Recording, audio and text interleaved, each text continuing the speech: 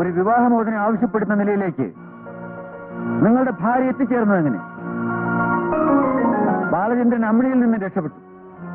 ഇനി നിങ്ങൾക്ക് വേണ്ടത് ഇവരുടെ മോചനമാണ്. രജിസ്ട്രാർ ഓഫീസിൽ വെച്ച് നീ ഒപ്പിട്ട വിവാഹ കരാറിൽ സ്നേഹവും വിശ്വസ്തതയുമുള്ള ഒരു ഭാര്യയായിരിക്കും നീ പ്രതിജ്ഞ ചെയ്തിരുന്നു. എന്റെ അന്തസ്സിനൊത്ത് നീ മാറുമെന്നും വളരുമെന്നും ഞാൻ പ്രതീക്ഷിച്ചു. ആ പ്രതിജ്ഞയും പ്രതീക്ഷയും നീ ചവിട്ടിമതിച്ചു. കാമുകന്മാരിൽ നിന്റെ മനസ്സ് നഷ്ടപ്പെട്ടിട്ടില്ല എന്ന് വിശ്വസിച്ച എന്റെ മനസ്സിനെയാണ് നീ തകർത്ത് കളഞ്ഞത്. നിന്നെ വിവാഹം ചെയ്ത തെറ്റ് ഒരു വിളിപ്പ് ഭാണ്ഡമായി ഞാൻ ചുമക്കുന്നു. ഇപ്പോ എന്നിൽ നിന്ന് നീയല്ല, നിന്നിൽ നിന്ന് ഞാനാണ് രക്ഷപ്പെടാൻ ആഗ്രഹിക്കുന്നത്.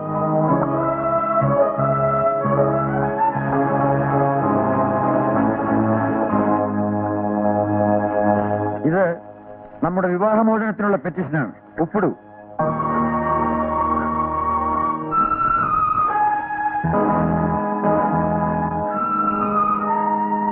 എന്നോട് അതിന് മാത്രം പറയരുത്. ഞാൻ ഒരിക്കലും ഇനി ഒന്നും പറയണമെന്നില്ല.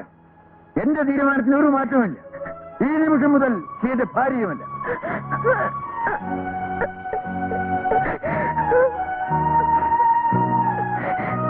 ഈ വീട്ടിൽ ഇത്രയും നാൾ എന്റെ ഭാര്യയായി കഴിഞ്ഞ എന്തെങ്കിലും അവകാശം വേണമെങ്കിൽ ചോദിക്കാം.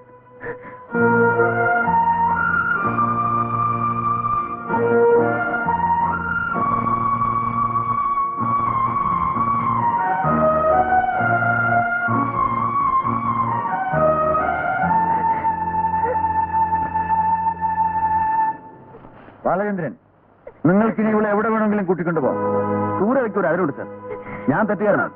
പക്ഷേ പ്രമീള നിങ്ങളുടെ ഭാര്യയായതിനു ശേഷം മിസ്റ്റർ ബാലചന്ദ്രൻ, വേണ്ട. എനിക്ക് വേണ്ടി ഇനി നിങ്ങൾ വാദിക്കണ്ട. എന്റെ വിധിയും ശിക്ഷയും കഴിഞ്ഞു. ഞാനിപ്പോൾ സ്വതന്ത്രയാണ്. ഞാൻ മിസ്റ്റർ ബാലചന്ദ്രനെ സ്നേഹിച്ചിരുന്നു. ഞങ്ങളുടെ വിവാഹ നിശ്ചയം വരെ എത്തിയതാണ്. നിങ്ങളുടെ വിശ്വസ്ത ഭാര്യയായി ജീവിച്ചു കൊള്ളാമെന്ന് വിവാഹ രജിസ്റ്ററിൽ ഒപ്പുവെച്ച നിമിഷം മുതൽ എന്റെ ഭർത്താവിനല്ലാതെ ഒരു അന്യപുരുഷന് ഞാൻ എന്റെ മനസ്സിൽ സ്ഥാനം നൽകിയിട്ടില്ല. നിങ്ങൾ വിശ്വസിക്കണമെന്നില്ല. ഒരു ഭർത്താവിന്റെ സഹവാസവും സ്നേഹവും പ്രതീക്ഷിച്ചുകൊണ്ടാണ് ഞാൻ നിങ്ങളുടെ ജീവിതത്തിലേക്ക് കടന്നു വന്നത്. നിങ്ങളുടെ അന്തസ്സിനൊത്ത ഒരു ഭാര്യയാകാൻ ഒരു സ്ത്രീയുടെ എല്ലാ സങ്കല്പങ്ങളും മോഹങ്ങളും ഞാൻ അടക്കി. നിങ്ങളുടെ ചിട്ടകൾക്ക് നിയമങ്ങൾക്ക് ഞാൻ വഴങ്ങി. എന്നിട്ട് ഒരു വളർത്തുനായുടെ സ്ഥാനം പോലും നിങ്ങൾ എനിക്ക് തന്നില്ല. എന്റെ വാക്കുകൾക്കും വിചാരങ്ങൾക്ക് പോലും നിയന്ത്രണമായിരുന്നു. എല്ലാം ഞാൻ സഹിച്ചു.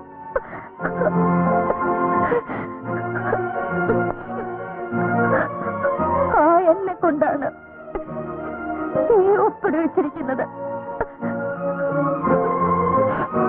ഞാൻ പരാതിപ്പെടുന്നില്ല.